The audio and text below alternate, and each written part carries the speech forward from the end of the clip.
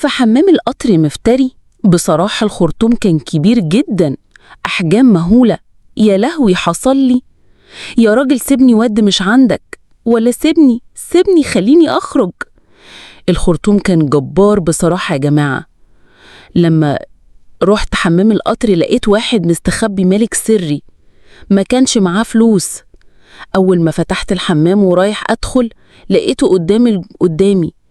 بعد ما دخلت قافل الباب قال لي ولا حركة، ما تتكلميش خالص.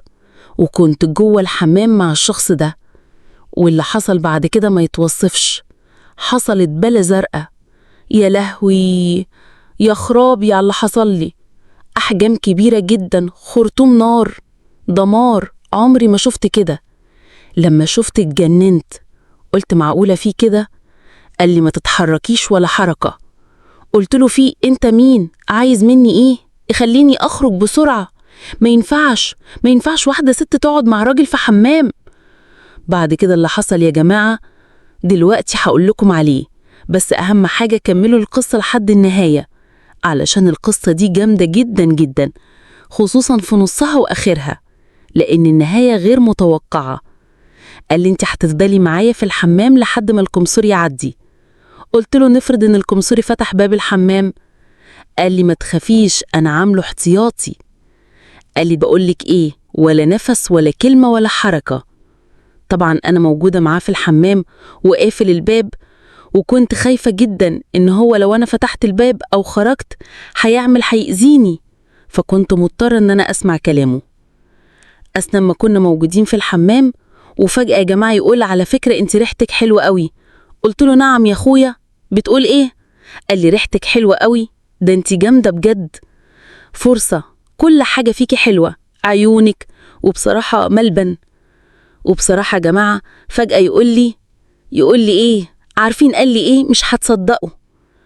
قال لي على فكرة انا اول مرة في حياتي اشوف قلب بطيخة من مسافة قريبة. قلت له هو انت منهم؟ قال لي تقصدي ايه؟ قلت له هو انت بتحب البطيخ؟ قال لي انا بعشق البطيخ. قال لي اول مرة اشوفه من مسافة قريبة. قلت له انت ناوي على ايه بالظبط؟ قال لي لا ده انا ناوي على حاجات كتير. قال لي ولا حركة ولا نفس. قال لي ايه يا بنت كل الجمال والحلاوة والأنوثة اللي فيكي؟ قال لي ده انت كرباجة عليا، جسم نار، ده نار بجد. قلت له مش عايز اسمع كلام زي ده وخرجني بسرعة، ما ينفعش افضل معاك، نفرض ان حد شافنا. على فكرة يا جماعة قال لي بص استني 5 دقايق وهخرجك.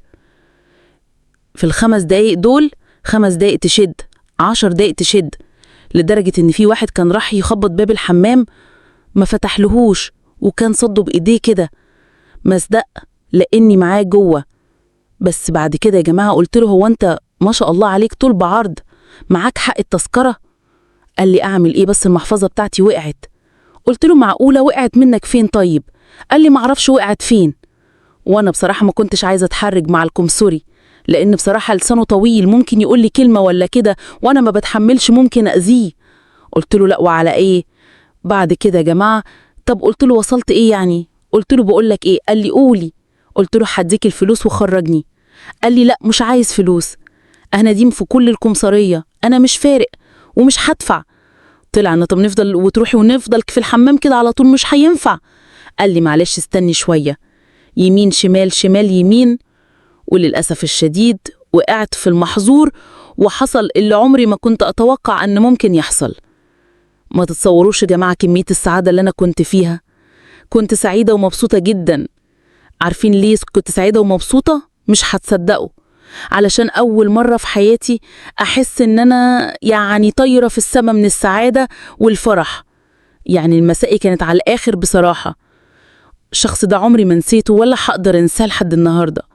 فضل يقول لي كلام حلو، انتي مزة، انتي جامدة، انتي حلوة، انتي أمورة، عيونك حلوة وجميلة، ريحتك حلوة، حتى الريحة. قال لي على فكرة انتوا يا ستات ليكوا ريحة أحلى من ريحة العطر، اللي يشمها يدوب في جمالها وحلاوتها خصوصا من قريب. بعد كده فضلت أقول له طب وآخرتها يعني هنفضل نتكلم كده لحد إمتى؟ ما أنا عايز أخرج برضو. خلاص اتخنقت اتضايقت بعد اللي حصل اللي أنا قلت لكم عليه، وقعت في المحظور وللأسف الشديد حصل ما كنتش عايزه يحصل، بس ما انكرش إن كنت سعيدة ومبسوطة، وما انكرش إن أنا سمعت كلامه. من كتر كلامه الحلو اللي هو قاله لي بصراحة ما قدرتش أصمد قدام كلامه الحلو. بعد كده يا جماعة فتح لي الباب، قال لي تقدري تمشي دلوقتي. خرجت ورحت الكرسي وقعدت عليه. أنا مطلقة وعايشة لوحدي، كنت رايحة زيارة عند أختي. أنا أساسا عايشة في المنوفية، وأختي متجوزة في أسوان، فالمسافة كانت بعيدة جدا. المهم يا جماعة قعدت على الكرسي شوية، 5 دقايق، وبعدين راح مناديني على الحمام. هو اتجنن، قال لي انت ليه رجعتي مرة تانية؟ قلت له بقولك ايه؟ قال لي نعم. صعب هستعبت عليه، تعالى اخرج واقعد جنبي وانا هدفع لك التذكرة. قال لي لا مش عايزك تدفعي لي التذكرة، وانت ذنبك ايه؟ وانا مش عايزة ادفع لكم سوري. قلت له بص تعالى يا ابن الناس عشان عايزك في الموضوع. وفعلا سمع الكلام وخرج ودفعت له التذكرة. بس الغريب في الامر ان انا اخدت رقم التليفون بتاعه. بصراحة عجبني كلامه حلو، حتى هو ما شاء الله عليه المسائي كانت على الآخر، بصراحة ما قصرش، كانت حاجة حلوة قوي. عشان كده حطيت الرقم بتاعه، وبقى عايز أشوفك، عايز أقابلك.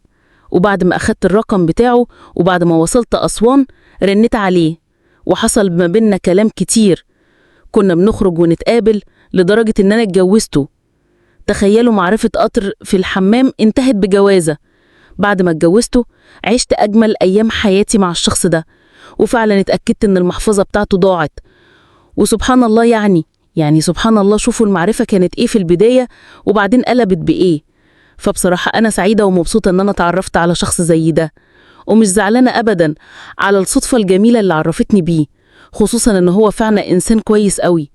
وبصراحة كان جامد قوي في كل حاجة، كان فاخر من الآخر، طب زي ما بيقولوا. وأنا سعيدة ومبسوطة بجد إن أنا اتجوزته. وعلى فكرة أنجبت منه طفل زي القمر، سميته محمود. ومحمود بسم الله ما شاء الله عزوة لينا وملى علينا حياتنا، والحمد لله جماعة على كل شيء. وأنا نعم كانت ظروفه صعبة شوية، بس أنا وقفت جنبه وساعدته. وقفت جنبه، كان معايا قرشين وشوية ذهب بعتهم، وقفت جنبه لحد ما هو عمل له مشروع ووقف على رجلينه. مش عيب ولا غلط إن الواحدة مننا تساعد جوزها، وطالما إنسان كويس ويستحق المساعدة. بتمنى تكون القصة عجبتكم، وأشوفكم في قصة وحكاية جديدة. ما تنسوش يا حبايب قلب الاشتراك في قناتكم المميزة ساحرة القصص، القناة المميزة في كل شيء، خصوصا القصص الواقعية. يلا في رعاية الله وأمنه، مع ألف سلامة.